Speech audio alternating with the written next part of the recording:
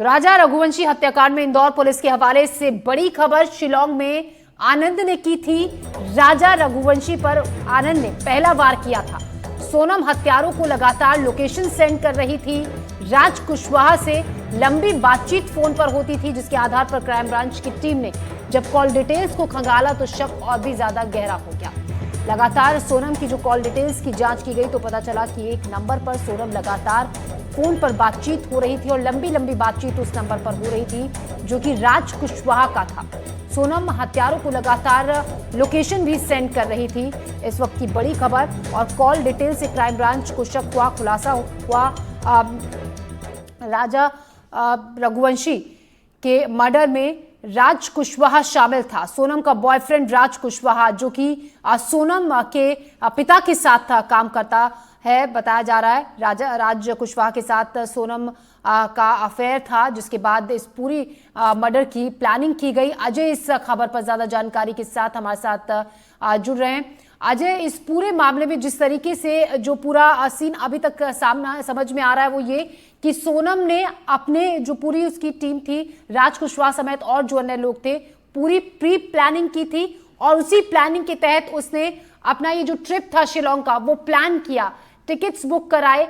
बाकायदा ये कहा गया उसकी तरफ से राजा रघुवंशी को कि जितना भी गोल्ड और जो उसका डायमंड ब्रेसलेट है वो भी पहनकर वो जाए, जैसा कि उसकी मां बातचीत में ये बता रही थी।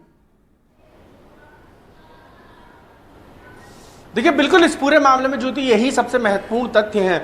और शिलांग यदि आप हनीमून मनाने कोई भी जाते हैं तो जिस तरीके से सोनम का अपने उसके ससुराल वालों के प्रति, लड़के के परिवार वाले, राजा के परिवार वाले को प्रति समर्पण था, उसने एक बार भी ये गुंजाइश नहीं जताई जा रही थी कि आखिर सोनम ऐसा कुछ कर सकती है अपने कथित प्रेमी राजा के साथ मिलकर। तो ये सबसे अहम सवाल थे इस पूरे मामले में। सबसे महत्वपूर्ण पुलिस का जो इंटरोगेशन का पार्ट है वो यही है कि सोनम जब हनीमून पर राजा के साथ रवाना हुई तो उसने तमाम अपना जितना गोल्ड था, 3 दिन पहले उसने अपना घर, अपना ससुराल छोड़ दिया था और वहां से अपना शादी का जितना गोल्ड था वो सब कुछ अपने साथ रख लिया था, अपने घर लेकर आ गई थी, अपने मायके लेकर आ गई थी।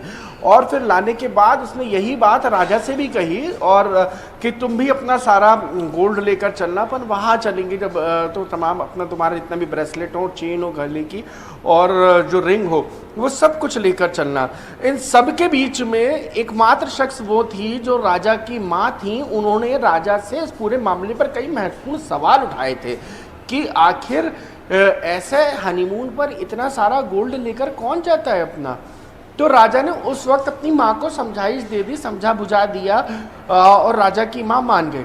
राजा खुद जब चेन और अंगूठियाँ और पूरा अपना ब्रेसलेट और पूरा गोल्ड पहनकर जा रहा था, फिर राजा की माँ ने उनसे सवाल उठाया कि राजा इतना सोना पहनकर हनीमून पर कौन जाता है, बहू भी ले गई, तुम भी इतना पहन के जा रहे हो। तो राजा ने बोला कि सोनम ने बोला है पहन के चलना है।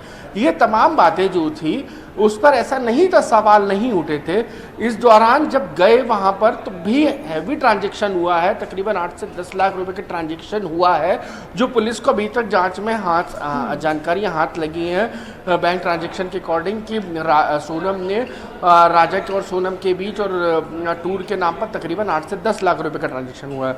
सवाल ये है, यदि आप शिलांग जा रहे हैं घूमने तो 8 से 10 लाख रुपए बहुत हैवी अमाउंट होता है, आमतौर पर इतना पैसा लगता नहीं है। और जिस लॉज में आप रुके थे उस लॉज का किराया उतना नहीं था, वो एक लॉज था और बहुत ज़्यादा कॉस्टली वो लॉज नहीं था। यदि आप किसी होटल के बड़े होटल्स में रुक रहे हैं, वहाँ के प्रेसिडेंशियल स्वीट में रुक रहे हैं और दूसरी अन्य जगहों पर रुक रहे हैं तो समझा जा सकता है कि भारी भरकम पैसा खर्च हो रहा है। लेकिन चूंकि आप ऐसी जगह पर रुक नहीं रहे हैं तो ऐसे में सबसे अहम सवाल यही होते हैं कि आखिर इतना पैसा कैसे खर्च हो रहा है, कहाँ खर्च हो रहा है। ये कई महत्वपूर्ण सवाल थे जिन पर सवाल लगातार उठ रहे थे इस पूरे मामले में। अब जो आगे के तथ्य निकल कर सामने आए हैं, जो मेघालय पुलिस के अधिकारी, वहाँ के डिप्टी चीफ मिनिस्टर ने जिस तरीके से प्रेस कॉन्फ्रेंस कर बताया है कि ललितपुर और सागर और इंदौर से तमाम अलग अलग जगहों से गिरफ्तारियाँ हुई हैं।